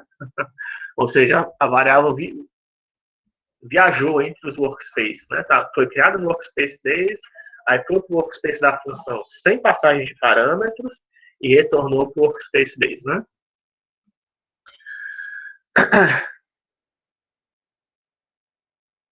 Você pode também, inclusive, né, dentro do workspace base, chamar um evaluim base clock, né, que é a mesma coisa de chamar a função clock, tá? Fazer clock, né, desse jeito, ou fazer evaluim clock é a mesma coisa, tá? Isso aqui é o mesmo resultado. Clock é uma variável que retorna um relógio, tá? Se não me engano, não sei se é horas, minutos, segundos, milissegundos, enfim. Não lembro exatamente o que quer dizer esses significados aqui desses argumentos, tá? Tem que ler lá o help do clock. Mas você chamar uma função desse jeito no workspace base, do jeito que eu estou chamando, e chamar ela desse jeito, é a mesma coisa, tá? Não está fazendo diferença nenhuma. Só para deixar que vocês estão entendendo, né? Aí a outra maneira, o outro argumento que você pode ter para base, né? Em vez de ser base, o outro argumento que você pode ter tanto para assign como evaluim é o primeiro argumento é sempre o workspace que você está querendo que aquela variável ou função seja chamada. E o segundo argumento é a variável ou função que você está querendo ser chamada, né? Que seja chamada no primeiro argumento, né? Sendo que só tem dois argumentos possíveis para o primeiro argumento de eval_in e assign_in, que é base e caller, tá? Caller é quem está chamando a função, eval_in ou assign_in. E aí, através do caller, é que você consegue invadir outros workspaces que não sejam o seu, tá? Que aí, por exemplo, eu criei aqui uma função multiplicae.m, né? Que faz o quê? Multiplica A e B, só multiplica A e B, né? X igual a 1, vai fazer o quê? A vezes incrementa B mais X, tá? E aí, na função incrementa, que é uma função local para multiplicar E, o que eu estou fazendo? Eu estou fazendo assign_in caller, né? Quem me chamar, qualquer função que chamar incrementa em S, né? Vai ser o meu caller, né? Vai receber um assign_in que vai receber que x é igual a 10. Vai criar uma variável em quem quer que me chame vai receber uma variável x igual a 10, tá? E vai incrementar o s, certo?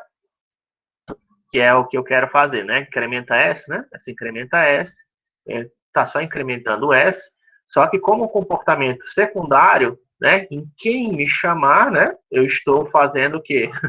Eu estou criando uma variável de 10 lá em quem me chamar.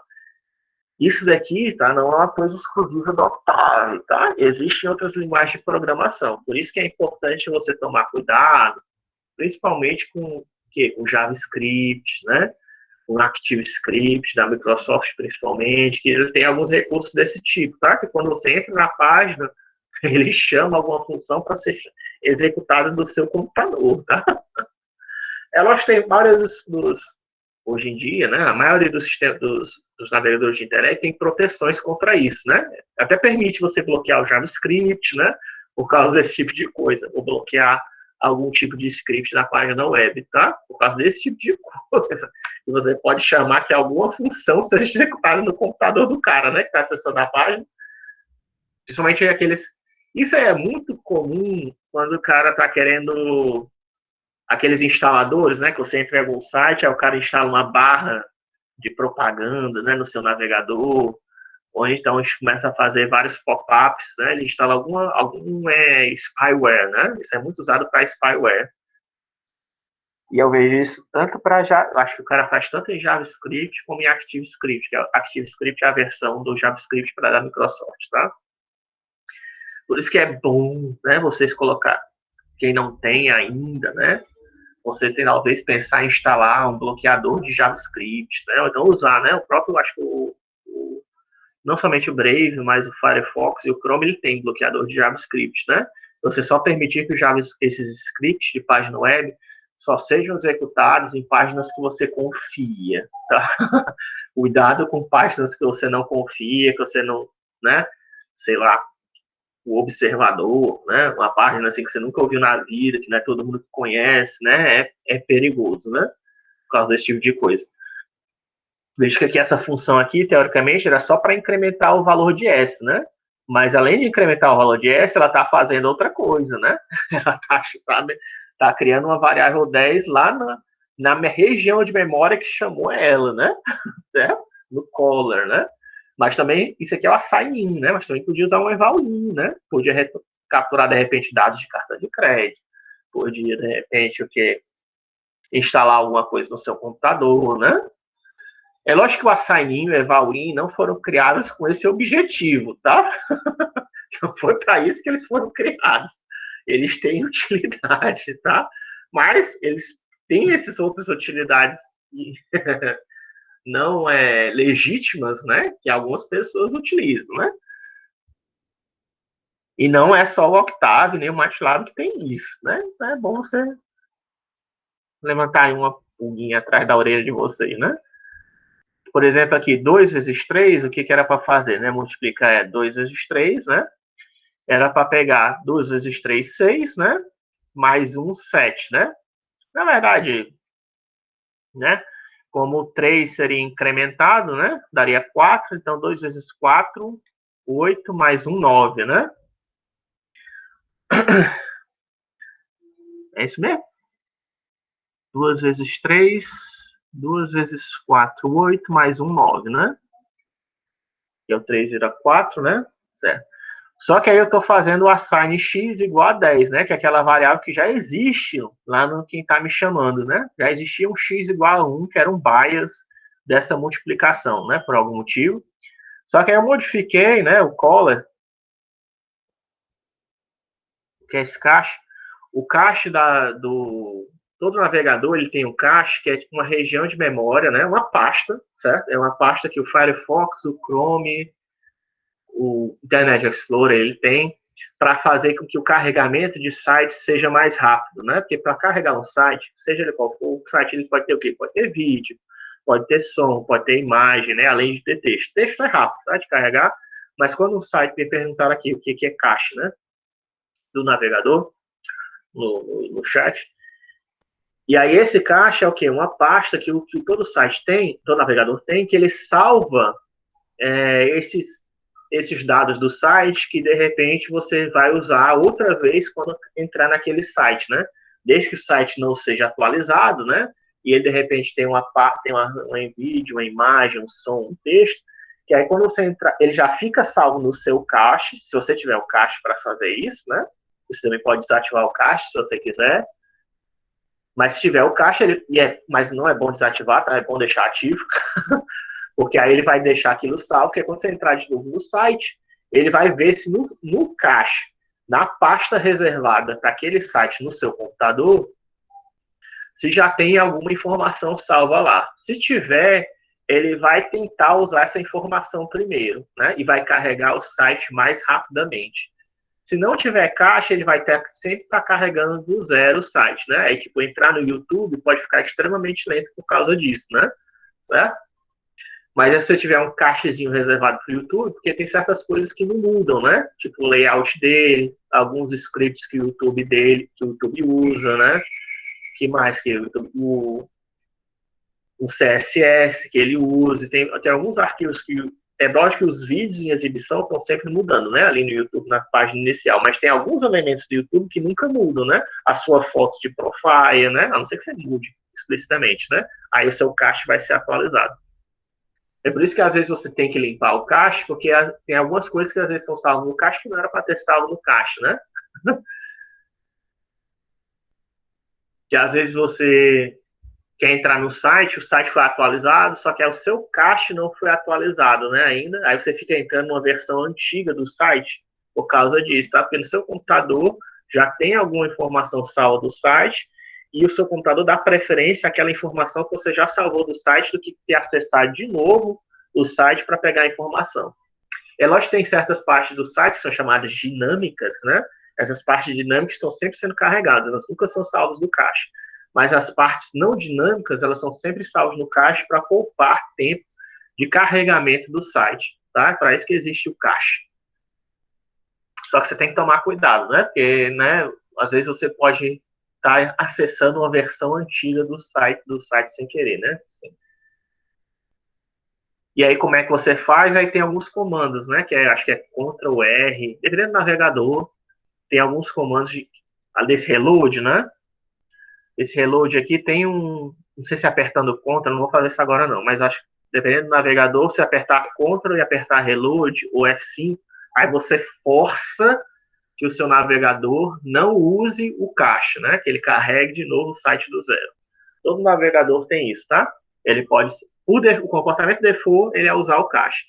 Mas se você quiser, você também tem algumas teclas de comando que você pode ver no seu navegador que força ele a sempre ignorar o cache e carregar o site do zero. Que é isso que você tem que fazer se você estiver tendo algum problema. É lógico, uma outra alternativa, você também pode ir atrás de limpar o cache. E é até bom limpar o cache, porque às vezes, né, tem sites que é salvo no cache que você nem vai... porque o computador ele não sabe, né, como...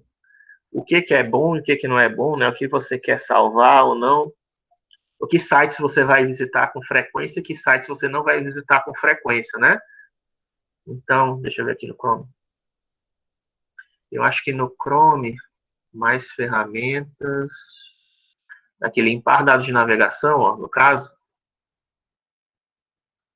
Tá vendo? Ó? Aqui no caso, limpar dados de navegação lá no Chrome, ó, que eu fui em barra, mais ferramentas, né, limpar dados de navegação, tá vendo? Isso aqui no caso do Chrome, tá? Cada navegador é diferente, aí, né, tem que ver o seu navegador. Mas no caso do Chrome, né, limpar dados de navegação, Ctrl Shift Del, né? Você vai vir aqui, ele vai abrir essa pasta e tem lá, para você limpar o seu histórico, né? Que aí, histórico é uma espécie de cache do site de internet que você já visitou, né? Cookies, que é aquele que você, por exemplo, acessa o meu e-mail, como é que ele sabe se eu entrar de novo na máquina? Eu não preciso acessar meu e-mail de novo, né? Eu não preciso digitar minha senha e meu usuário de novo por causa do cookie, tá? E, Tudo que professor, você tem um esse usuário negócio estranho. aí Hum. de cookie é que faz tipo uma identidade digital da pessoa? Ele cria um número que representa você, né? Quando você entra num site que tem lá usuário e senha, né? Porque o site, todo site de internet, ele é não persistente, tá? Que a gente chama. Não persistente quer dizer o quê? Quer dizer que sempre que você acessa uma página, o navegador ele não sabe quem você é. Nenhum navegador sabe quem você é, tá? Quando você acessa uma página, ele não tem como saber, nenhum computador remoto tem como saber quem é que está por default, não tem como saber quem é que está acessando ele. Ao não ser se você estiver usando cookies, através de cookies, né? Ou então alguma variável de sessão, que é uma variável, né? Ou também chamada variável de sessão, pode ser variável de sessão ou cookie, que é um número que é um identificador, né? Como se fosse um CPF ou então um RG, que associa você a uma identidade no site, né? Que aí você coloca lá, Rafael e minha senha, aí o site da UES vai gerar um cookie, ou então uma variável de sessão, que vai atribuir um número para mim. Aí toda vez que eu for acessar o site da UES, ele vai mandar aquele número, né? Certo? E aí, como ele vai mandar aquele número, a UES sabe, quem está acessando é o Rafael, porque eu gerei esse número e eu dei para ele, né? Como eu gerei o número e dei para ele, na hora que ele digitou o usuário e a senha corretamente, aí o site da UES, agora, através do cookie, ele sabe quem é que está acessando, né? E aí, na hora de acessar uma página de professor para atribuir notas, né? Ele vai saber que sou eu que estou acessando e não vocês, né? Mesmo que vocês possam acessar o site da UES, tem um espaço da UES para vocês, ele sabe que eu não sou aluno, né? Ou aluna. Ele sabe que eu sou professor, então tenho acesso a uma parte diferente do site. Então, eu tenho outros requisitos diferentes que eu posso acessar ou não. Isso é perigoso, né? Porque se você deixar para salvar cookies por padrão, do jeito. Isso aqui no computador local de vocês, tudo bem, tá? No computador, no celular de vocês, pessoal. Mas se você estiver num local, tipo uma LAN house, né? Ou tiver lá nos computadores da UES no laboratório, é bom você apagar, tá? Isso depois, porque senão outra pessoa que usar o mesmo computador que você, ele pode acessar, tá? O seu cookie, e aí acessar a sua conta de e-mail, né? Acessar, de repente, a sua parte lá exclusiva do site da UES, tá? Porque você vai ficar salvo por default no computador, a não ser que você apague. Então, esses cookies é justamente o que você tem que apagar para você. Ele até coloca, desconecta você da maioria dos sites, né? Não é que você esteja conectado ao site, não, tá? Na verdade, é que é a sua identificação dentro do site. Não é a senha, tá? Que está salvo, é só esse identificador. Mas o site, o próprio site da UES, para saber que eu estou acessando ele, não é a minha senha que ele usa. O usuário e a senha só servem para criar um cookie.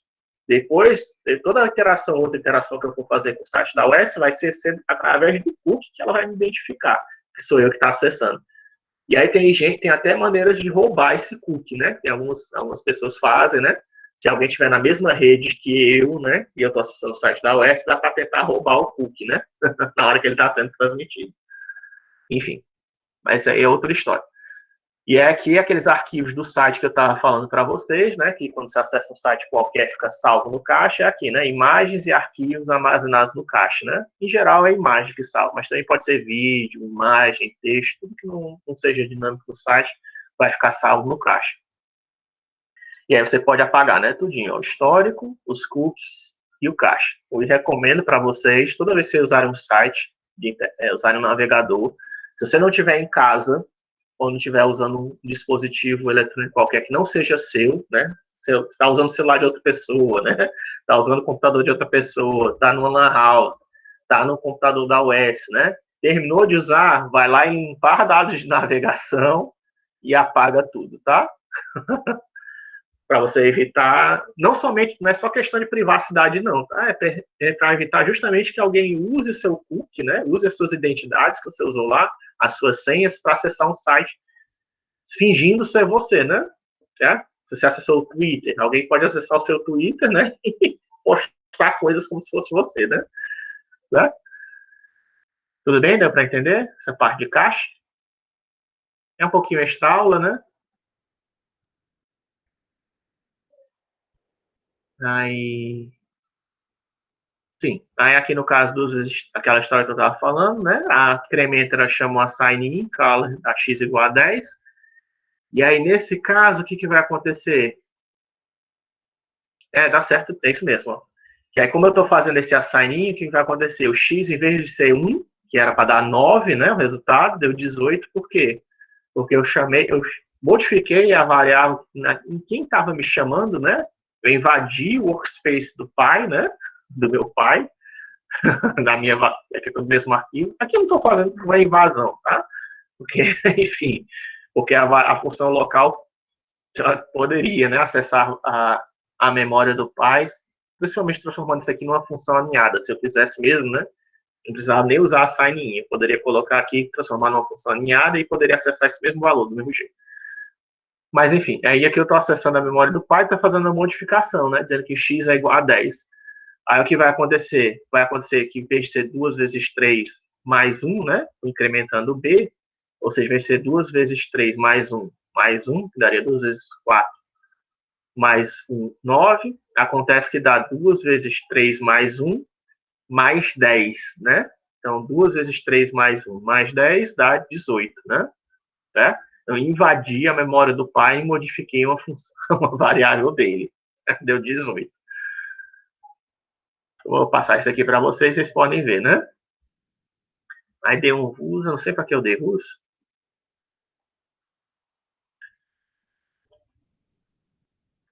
Aí identificando funções, né? Alguns comandos para identificar funções, só para a gente acabar aqui essa aula, já está no finalzinho, né? Ou seja, com eval-in e sign-in, tá? Isso aí existe em outras linguagens, certo? Você saber. Ou se não existe, dá para implementar também, certo? Não é algo assim super difícil. Acho que RUS era só para mostrar que a variável nome está no workspace, né? Está no workspace base. Acho que foi para isso. Eu deveria ter colocado esse RU mais para cima, né? Depois eu corrijo. Aí tem algumas outras funções, né?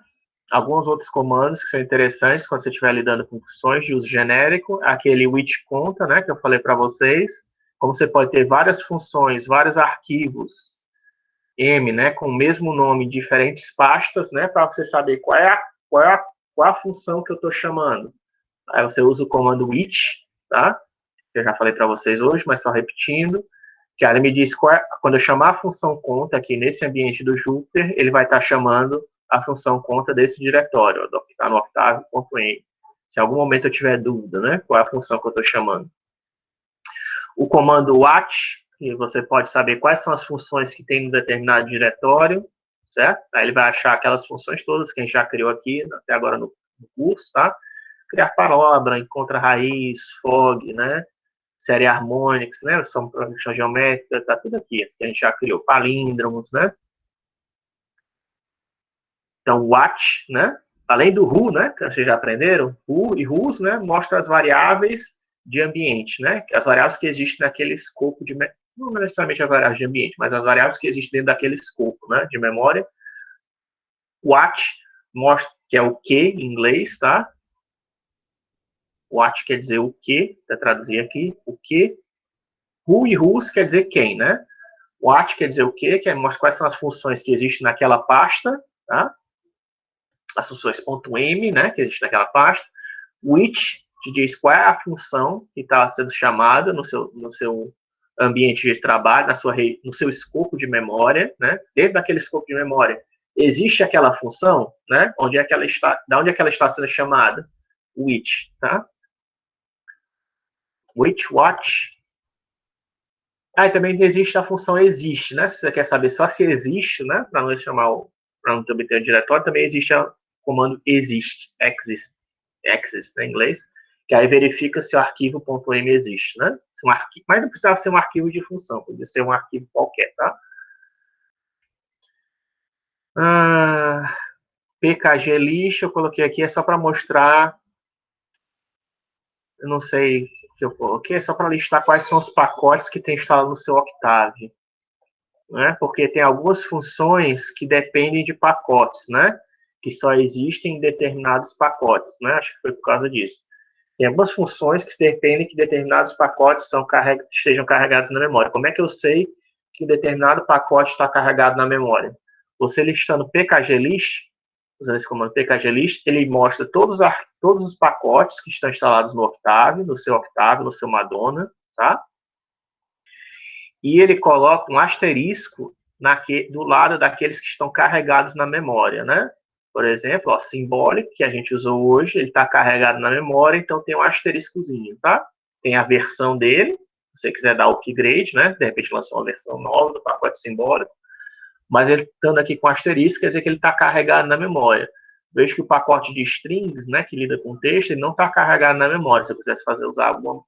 E aquele que tem o strcomp, né, para fazer comparação de strings, se eu quisesse usar ele, né, eu teria que carregar na memória antes de poder chamar as funções str alguma coisa, tá? Que faz alguma manipulação de texto. Tem outros, né? Tem spline, soft, enfim. Cada pacote desse aqui é um assunto diferente, né? Como eu disse, o Octave, se a gente quisesse passar o semestre inteiro só falando de Octave, tem muito pacote para a gente discutir, né? Cada um tem suas funções específicas, né? Aí ele só viu um. Ele só viu o Symbolic, né? E nem viu todas as funções que tem no Symbolic. Mas é porque o Symbolic é um dos mais importantes, principalmente para vocês que são matemáticos, né? E aí, para limpar funções, acho que a gente já falou, né? Seria esse próximo tópico. É só dar o clear, né? Clear functions, ou clear o nome da função.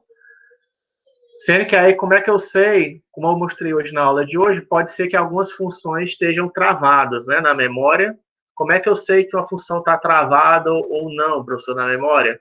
Existe a função mislocked, tá? Islocked. Memory islocked. Que aí, desse jeito aqui, eu posso verificar se a função conta, né? Por exemplo, que é aquela que a gente usou o lock, né? Se ela está travada ou não na memória, tá? Memory islocked. E aí você pode testar isso para várias funções, né? Nesse caso aqui, ó, a função está travada, deu 1, aí eu posso dar o munlock para destravar da memória, que aí quando eu dou islocked, ele diz 0, que aí eu já posso agora apagar a função conta. E por que ela está locked? Porque, se lembra, quando eu apaguei ela da primeira vez, né?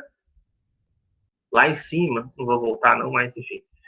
Quando eu criei ela lá em cima, quando eu dei um unlock nela e eu apaguei, assim que você chamou ela, né? Como ela tem lock, dentro do código-fonte dela está lock, assim que ela é chamada, ela já fica travada na memória, por default, né? Certo? Então, eu dou um unlock nela, limpo ela da memória, mas assim que eu chamar ela de novo, ela já vai ficar travada de novo na memória. Para destravar, eu tenho que dar o munlock e poder apagar, né?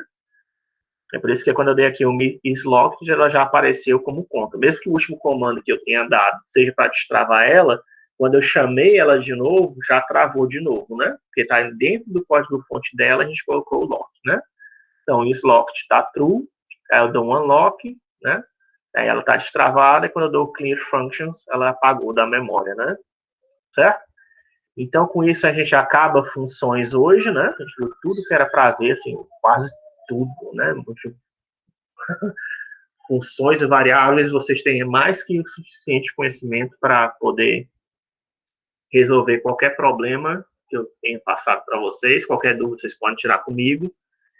E aí, na aula de quarta-feira que vem, a gente vai começar a falar sobre remoção de erros, né? Tratamento de erros, que eu acho importante, é um assunto importante a gente discutir, porque principalmente vocês que estão começando a programar, vocês vão encontrar vários erros, né? Vão cometer vários erros. E aí a gente vai ver como é que como é que faz esse tratamento de erros, né? No Octave, que vocês podem encontrar na hora que vocês estiverem programando ou criando a sua própria função. A gente vai começar a ver isso na quarta-feira que vem. Professor, Oi, diga. então, mas o trabalho que o senhor passou é para entregar até o dia 26, então tá valendo, né? Não é até Ah, quando terminar as aulas, não. não, é até dia. Eu coloquei 26, mas até. Vocês podem me entregar até dia. É porque quando eu coloquei 26, eu pensei no caso do. Sim, nesse caso aqui, a gente tem essa disciplina é meio especial, né? Porque metade foi feito pelo professor Carlos e metade está sendo feito por mim, né? Eu não sei nem como é que vai ser essa questão das notas, né? Mas enfim, eu tenho que dar pelo menos um tempo para caso alguns de vocês precisem ir para a recuperação, espero que ninguém fazer a prova final, né? Você tem um tempo, né, para fazer a prova final. Então, o trabalho tem que ser entregue até no máximo dia 28, né? E aí, dia 28, vocês me entregam, 29 eu corrijo, e aí tem pelo menos um tempinho, talvez para dia 30 ou dia 2, que seria o final do semestre, para fazer a prova final, quem for fazer a prova final, né? Alguma avaliação final. Eu espero que ninguém precise, né? Mas a gente vai ter aula até dia 30, né? Ainda tem mais 2 semanas de aula. Mas o trabalho final vocês têm que entregar até dia 28, né? Tudo bem? Alô? Professor, sobre o xadrez que tá é de 1 a 15, né? Sim. Aí no caso seria, por exemplo, uma jogada? Por Deixa eu, exemplo, deixa eu só um, parar aqui a gravação, né? A gente continua discutindo.